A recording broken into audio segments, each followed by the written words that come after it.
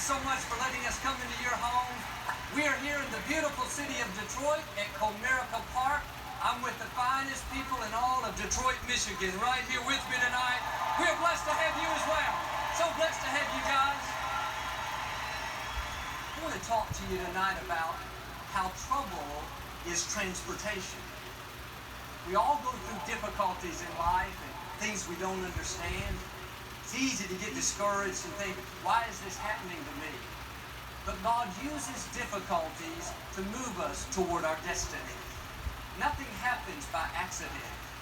You may not understand it, but God wouldn't have allowed it if it wasn't going to work to your advantage.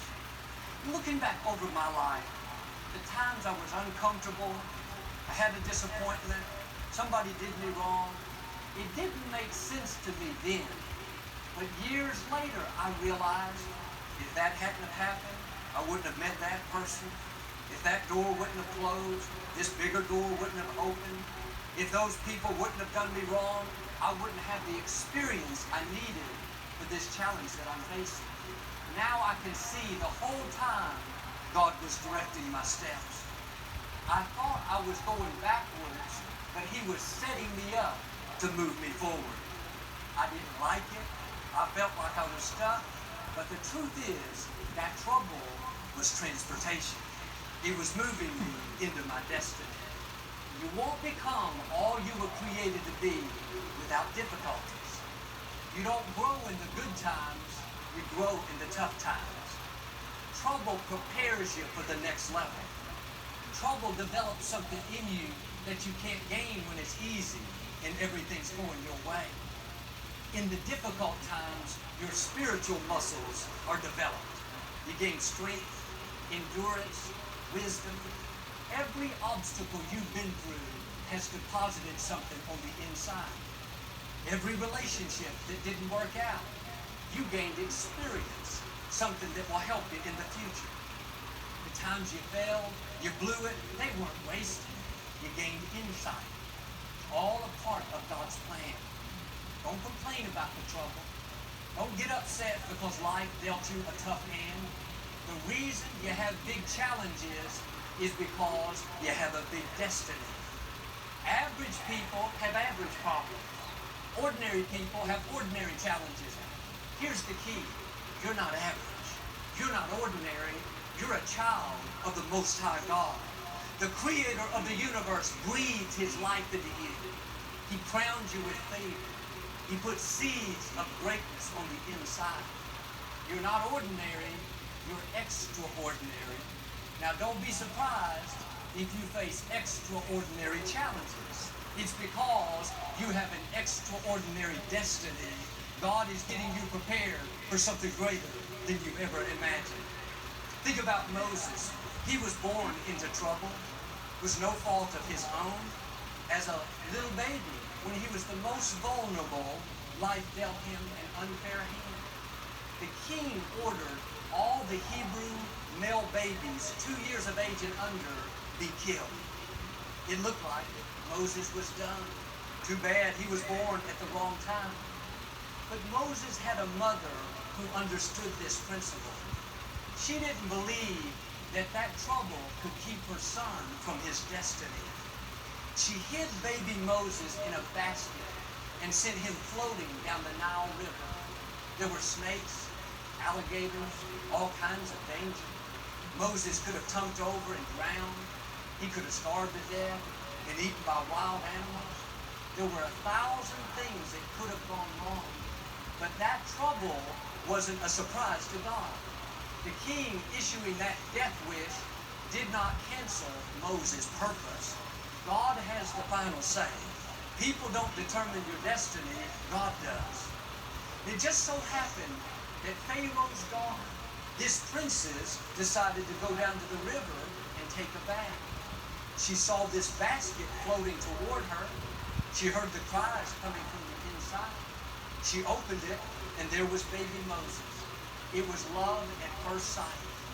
She picked him up and said, I'm going to take this baby as my own. She raised Moses in the palace. Now God could have stopped the trouble. He could have caused the king to change his mind and not issue that death decree. That would have spared Moses' life. Instead, God used the trouble to move Moses to where he wanted him to be. Moses would have never learned what he needed for his destiny being raised in the environment that he was born into. In the palace, in Pharaoh's house, he learned about leadership, about business, how to speak to people, how to conduct a meeting. The Egyptians were known for their superior education and ingenuity. You may not like the trouble, you're uncomfortable, it's not fair, but God knows what he's doing. That trouble is transportation. Just like Moses, it's taking you to the next level. It's getting you prepared. You wouldn't be who you are today without all the things you've been through. Don't complain about the trouble. It's not hindering you, it's preparing you. It's not going to defeat you, it's going to promote you. You may not see how your situation can work out, but God has a way. He's already lined up the right people. He has the breaks you need. Like Moses, there will be a Pharaoh's daughter that will be there to be good to you. And you trust God when everything is good. Why don't you trust him in the trouble? Why don't you believe that even though you don't understand it, that he's directing your steps? You don't have to live frustrated because you had a bad break. That trouble means you're headed somewhere. You're on the way to your destiny. If you'll stay in faith, you'll begin to see God connect the dots. You'll see there was a reason that door closed, a reason that person walked away, a reason it didn't work out the way you had planned. It's because God had something better in store. He was using that trouble to move you into your divine destiny. I heard about a young man that grew up here in Detroit. His parents immigrated to the United States from the small country of Macedonia. This young man loved playing baseball. In high school, he was a great player, very talented. His dream was to one day play for the Detroit Tigers. He went away and served in our military. When he came back home in 1952, the Tigers offered him a 4-year contract to play in their minor leagues. He was thrilled. He kept working hard, getting better and better, believing that he would make it up to the big leagues. But 3 years into his baseball career, he had a major knee injury and was forced to stop playing. As you can imagine, he was disappointed. All that he had worked so hard for suddenly came to an end. He had to move back home in with his parents. His father had already told him he wouldn't make a living playing baseball. He couldn't stay at home unless he went out and got a job and helped pay for the rent. This young man had a friend that owned a restaurant. He asked if he could come work for him while he was looking for another job. He said, "You don't even have to pay me. I just need to go out someday so my dad knows that I'm working." His friend said, "We don't have a position available, but if you want to go in the back and help make pizzas, you're welcome to." This young man started working for free making pizzas. He was very good at making these pizzas, so good that he opened his own pizza restaurant. It was very successful. People loved it, so he opened another one and another and another. Today, almost all of us have had a pizza from Little Caesars Pizzas, one of the best, the restaurant that he founded. Yes, that knee injury was a disappointment. Yes, it was a setback, but it wasn't the end. It was transportation. It moved him toward his destiny. Well, Joel, something like that would never happen for me. How do you know? Your story is not over. God is not finished with you. That bad break, that divorce, that betrayal, that loss is not your final chapter. If you'll do like him and keep being your best, keep dreaming, keep honoring God, that trouble won't stop you. It will become transportation.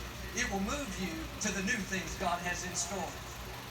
This man's dream of playing for the Detroit Tigers never came to pass. But do you know today he owns the Detroit Tigers? Our friend, Mr. Mike Ilitch, It didn't happen his way, but God had a better way. What you're dreaming about may be too small. That door may have closed because God has something bigger for you. You're working for that company. One day, you're going to own your company. You're believing to manage that addiction. God is going to free you from the addiction. You're content to be single the rest of your life. God's going to bring somebody better than you ever imagined. Don't get discouraged by the trouble. It's not the end. You trust God in the good times. I'm asking you to trust Him in the trouble. When you don't understand, when you feel overwhelmed, uncomfortable, dare to believe that He's in control, that He knows what's best, that your steps and your stops are ordered by the Lord. It's a powerful attitude when you can say, God, it feels like I'm going backwards, but I trust you. See, a lot of times we try to pray away the difficulties, pray away the trouble, pray away the bad breaks. Here's the key. You're not anointed from trouble, you're anointed for trouble. The scripture says God is a present help in trouble. He's not going to stop every disappointment, every bad break, but He will give you the strength, the grace, the power to go through it with a good attitude. Psalm 89 says, I have anointed David. I will steady him and make him strong. His enemies will not get the best of him. I will push down his adversaries and defeat his haters. He will rise to power because of me. It doesn't say, I will anoint him so he doesn't have problems, doesn't have opposition. It says, I'm anointing him for the trouble, for the sickness, for the legal battle. Now quit telling yourself, I can't take this, it's too much for me. You're anointed for that difficulty.